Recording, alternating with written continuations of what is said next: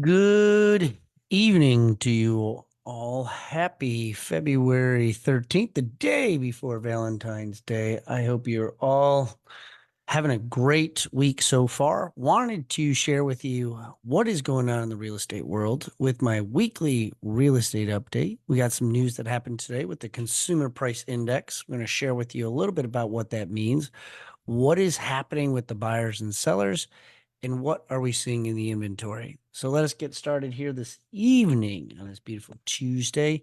So one of the things I want to share with you that we've seen recently is we have some good news for you. If we take a look at this, you'll see on here that we actually have some good news that the inventory is going up compared to what it was last year at this time. Last year at this time, we had a roughly about 444,000 homes on the market. And you could see here, based a little bit towards my ear, you'll see a number for 494,000. That is this year.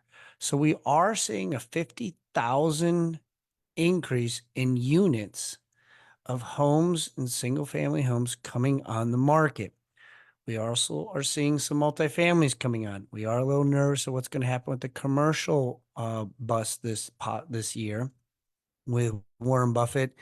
He was sharing how the interest rates, most of your commercial loans are on a 5-year note. And if you go back 5 years, it was 2018, 2019, and that's when the interest rates started to come down. And so a lot of these commercialization buildings, we can see ourselves in a little bit of a challenge.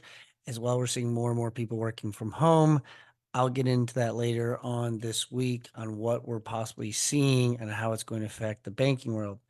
But in this situation, what we see here is we are seeing some good numbers coming into 2024 compared to where we were last year at this time. Last year, we had historic lows on the number of homes that were for sale. That is what got us into what we call the housing lock, because 92% of people had an interest rate less than 6.5%. So guess what? People didn't want to go anywhere because of the rates. People didn't want to go anywhere because there was no homes. So this year we are seeing a little bit of a shift in that, which is a very, very good sign. We actually had a record inventory bottom, which was when 2020, and that number, as you'll see right here, is 240,000 was our low, and our peak for 2023 was 569. So we are starting to see some good numbers come into play, and that's because people are like, you know what? If not now, when? And all our signs are indicating that we are not going to see drastic changes in the rates, yet families are growing and changing. And so it's like, okay, enough is enough. Our high that we had, just for you wondering, like, well, what was a high back in like a normal market? You'll see right here in 2015, 947,000 homes were on the market. So we do see a drastic difference for where we are, but we're slowly growing. Some of our new listing data, we've gone over here. If I scooch myself to this side of things, you'll see in 2023, we're at 44,000. And this year, we're at 51,000. So once again, just reiterating the fact that we are seeing some growth on the inventory. So for buyers, you're going to see more and more as we get into the springtime. And for sellers, just understand that your competition could increase. And that's why now is actually a really good time, because you can have the best of both worlds, not fighting against buyers in multiple offers and not so much sellers dealing with your competition. So some good news in reference to that side of things for what we have. So what else do we have? Well, for the most part, we had some really, really good signs. We've seen the purchase price has gone up, is continuing to climb, meaning the mortgage purchase price, I should say. So the mortgage purchase index is basically sharing that we are seeing some more stability with buyers coming on the market. We'll probably see a little bit of a slowdown these next couple of weeks, just because what I'm about to share with you with the consumer price index, those numbers didn't turn out very well. And so our 10-year yield and our interest rates went up today, and I'll get into that here shortly. One of the major underlining things that we did some study on that I researched on through the Housing Through Resi Club. Well, I didn't do the research. I just studied the research through Resi Club.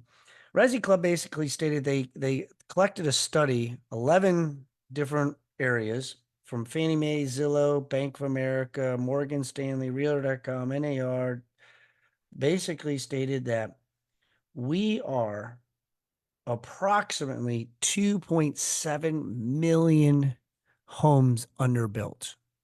Well, does it mean that we're growing in population too fast or we're not building fast enough? So, right now, it is causing us a challenge because a lot of homes aren't coming on the market because of the rates and we're underbuilt.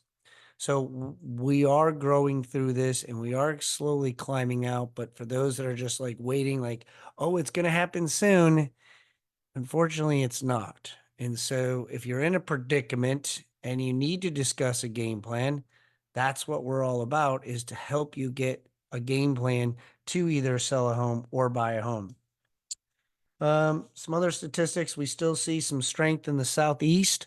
They are growing faster than most parts of the country.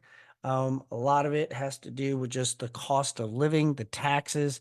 Our biggest challenge that we see down in the Southeast, though, is because of our coastline, our vacations, that sort of thing, and the insurance seems to be a big factor. What we have, California is out west due to the wildfire. So these are some challenges that we're seeing with the housing market. I mean, with the homeowners insurance. Affordability did improve a little bit in the fourth quarter of last year. Families typically spend about 26.1% of their income on mortgage payments, which is down from 26.7% from the previous third quarter. So that seems to be a good sign. Yet our first-time homebuyers are still struggling and facing challenges with affordability. 39.4% of family income on their mortgage payments typically go towards their house. Well, they're not making as much money. They're trying to get down their 10% or 5% payment. And so that still becomes a challenge on the affordability side that we see there.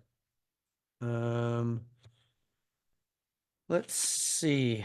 That takes care of kind of what I saw on that side of things. So diving into what we're seeing with the consumer price index, let's shift gears into that. So what we saw in the consumer price index is a little bit more of a challenge for us. And so with the consumer price index, basically the numbers didn't come back very well.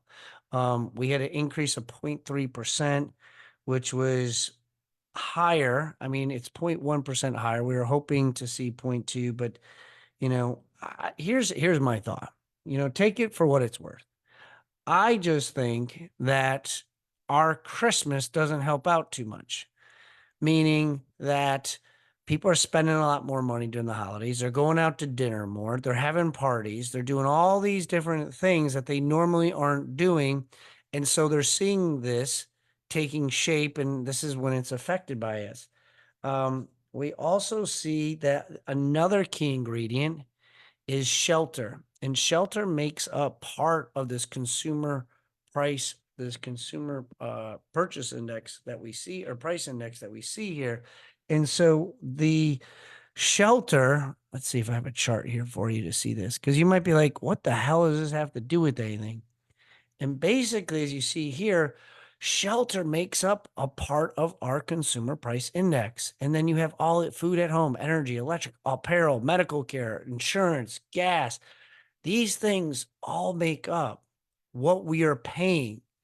And it's not like we're paying frivolously and doing crazy things. We are just trying to survive. We are just trying to live. And that is why the debt to income ratios are trying to increase, because our habits and our behaviors, it's like, well, I still want to do this. I want to go here. Let's see what happens during, spring break and summertime. Like, what are we going to be doing? Our credit card debt is sky high. And it's just because we are just trying to just live, but we're living above our means. And so when shelter continues to grow, our inflation numbers to continue to climb. And so when you look at this chart, these things are affecting us when it comes time for two very, very important ingredients. And one of the important ingredients happens with our 10-year yield. And you could see here a 10-year yields at 4.326. I was ended the day today at about 5 o'clock. And I did a screenshot here at the back where it shared with us. You can't see the dates, but you can see at 3.9. That wasn't a far cry all from just really about a month ago. We were seeing those numbers in January. This is when the FOMC, Jerome Powell, says, "Hey, I'm not going to do any rate hikes."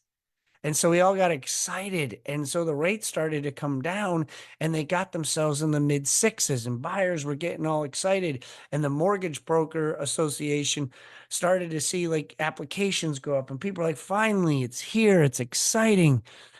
But I have news for you.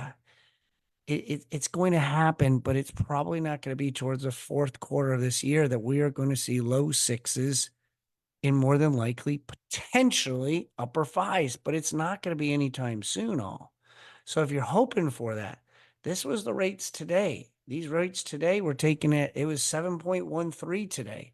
So we got ourselves back at a seven handle. What does this all mean? It means that you got to be around the right agent who's going to be able to help you create a game plan for you on how to do potential buy downs, how to negotiate rate. We say it many times, date the rate, marry the house. This is a perfect situation of what you can see. We are seeing numbers pretty much in the Charlotte area anywhere from 3 to 6% of appreciation. Okay. So if you're waiting for home prices to go down, if you're waiting for the rate to go down, it is not going to take shape. We are going to see some strength in the spring market. We're going to see more homes coming on. We're going to see competition increase sellers. We're going to see buyers and multiple offers taking place. So if you want to get ahead of it, now really the next 4 weeks are the best time to do it. And to get ahead of what we can forecast with this consumer price index and what they're seeing, hopefully, is we're not going to see a price increase of the interest rates, I should say. But at the same token, I just want to be honest with you, it's not going to be this magical pill that instantaneous, this light switch is going to happen. So just like anything, you need to have a plan, whether it's a 30-day plan, a 6-month plan, this year plan, you need to have a plan. I would take a look at homes. We're going to see some more homes hitting the market. We're going to see some opportunities take place, but let people who know the professionals help you.